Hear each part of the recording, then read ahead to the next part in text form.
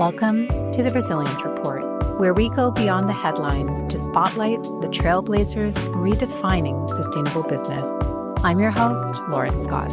In each episode, I sit down with ecopreneurs and lighthouse leaders, visionaries, who are tackling our planet's toughest challenges and proving that business can be a force for good. Thanks for joining me as we explore what's possible and what's next on the path to a more resilient future. What does water have to do with your business? Well, probably more than you think. In this episode, we're going to show you how water is already shaping your costs, your supply chains, and your ability to grow, whether you're paying attention to it or not. Because the reality is that the companies that understand water as a strategic issue early are the ones that will be more resilient, more efficient, and better positioned for what's coming next. This episode is a little bit different. Instead of a single conversation, we've actually pulled together some of the most valuable insight past guests on the Resilience Report, leaders working across food, infrastructure, innovation, and strategy.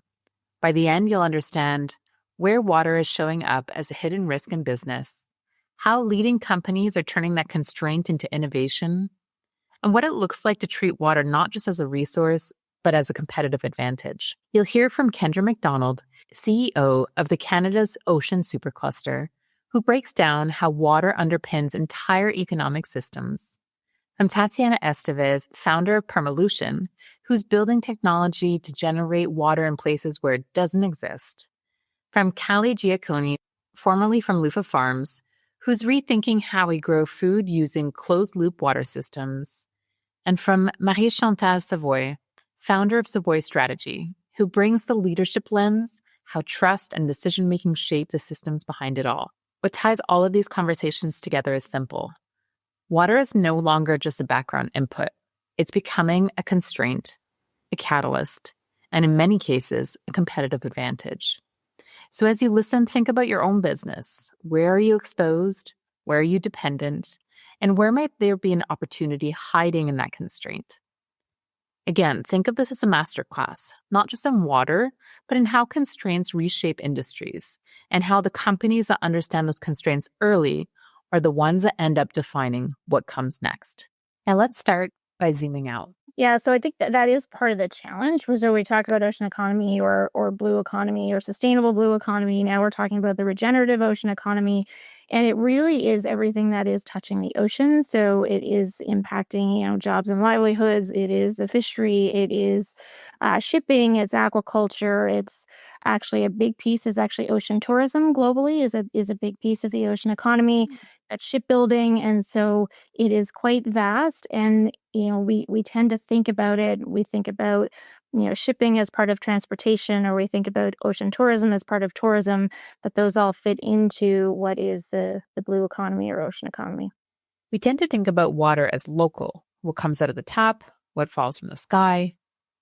But at a real systems level, it's something much bigger.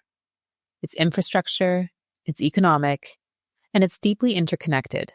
And increasingly, it's also where innovation happens. What's exciting is a lot of our entrepreneurs, they want to also make the ocean better. And so there's a high-level panel on sustainability that has a number of countries involved. And what they really look at is production, protection, and prosperity. So really, how does ocean health and wealth come together? And what's really exciting is a healthier ocean is actually a more productive ocean. So those two things are actually not at odds. This is the first shift. Sustainability and performance are no longer trade-offs. In many cases, they're the same thing. And that becomes even more clear when water becomes constrained.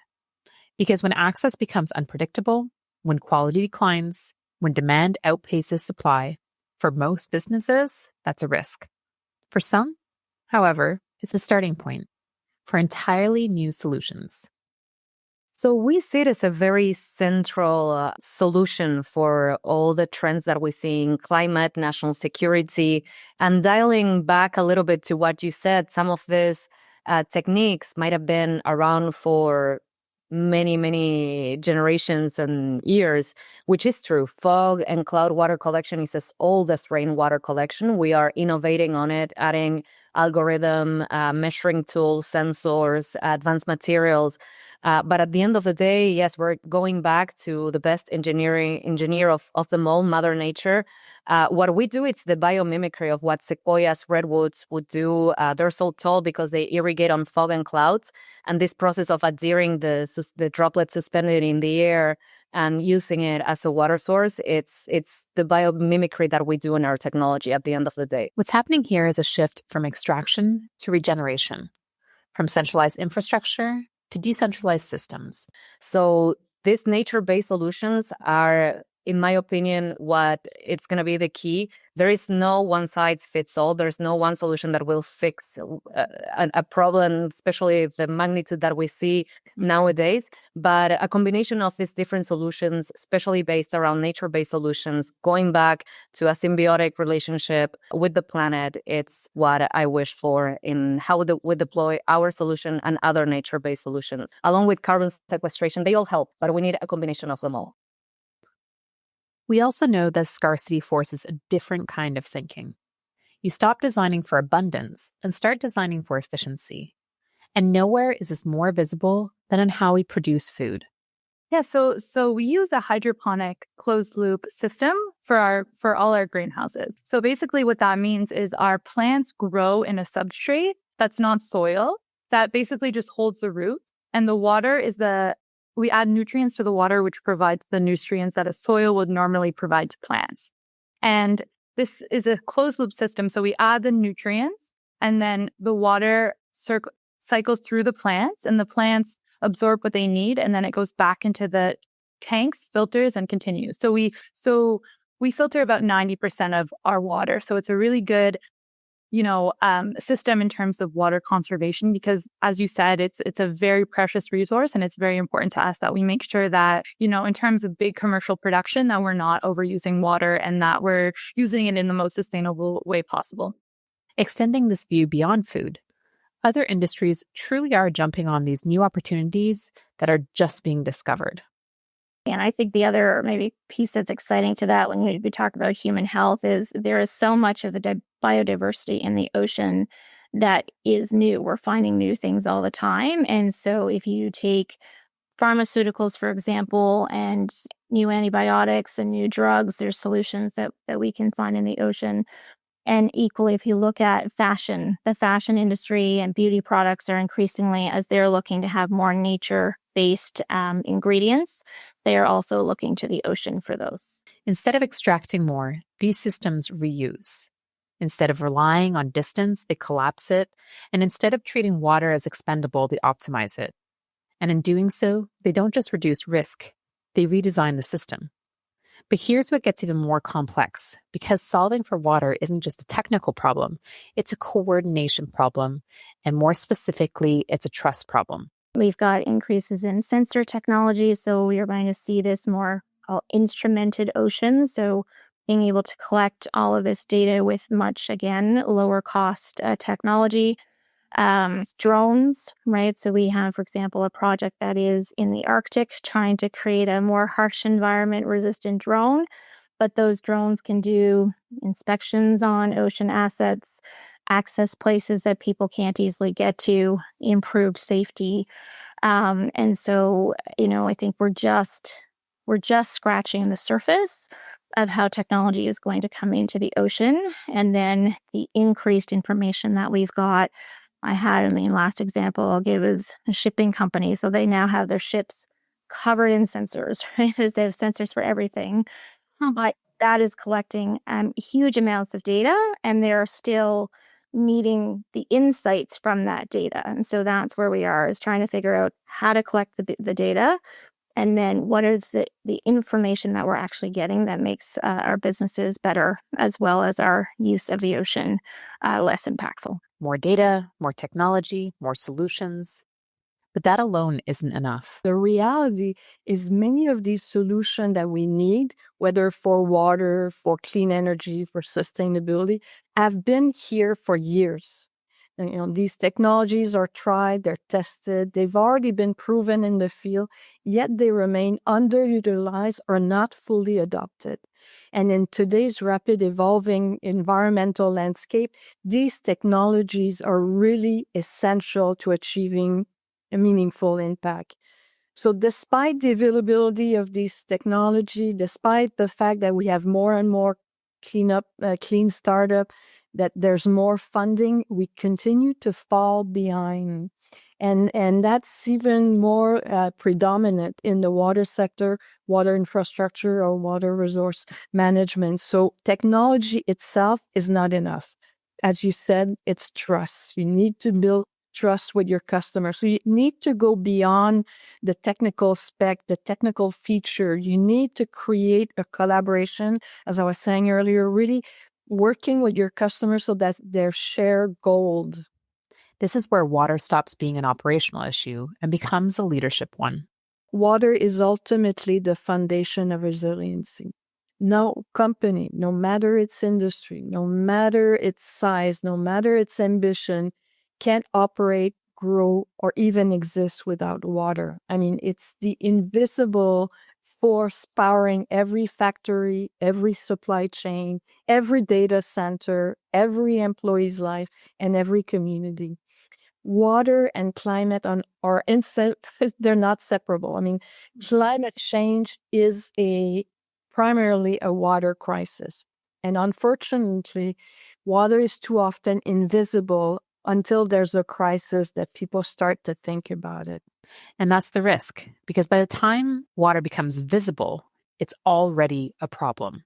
In the last 50 years, the world has witnessed an explosion in water-related crisis. I mean, real disaster, climate disaster. These events now strike 5 times more often than they did in the 70s. So what was once a rare event is almost routine now. I mean, across the world.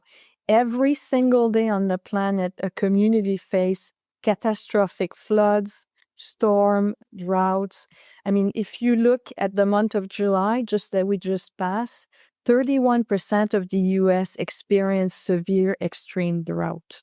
I mean, that's significant. That's a third of the U.S.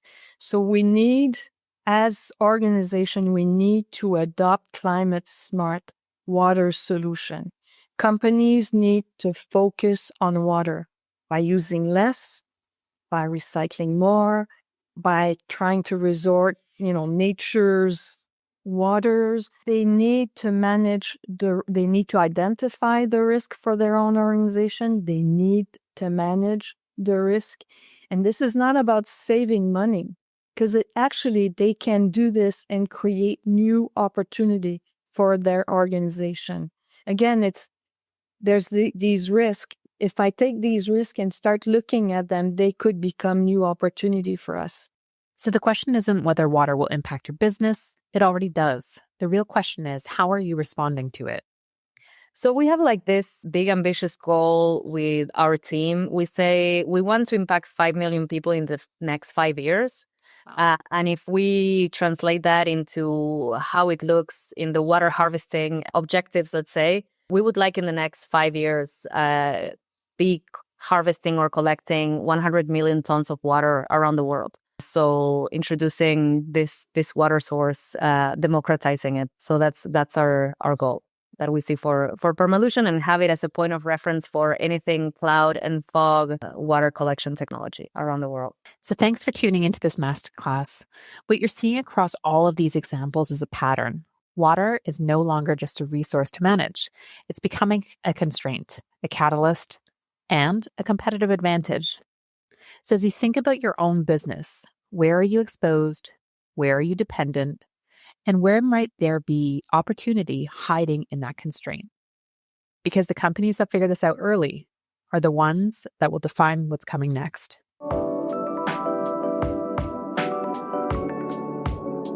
I hope that you've enjoyed this week's edition of the Resilience Report.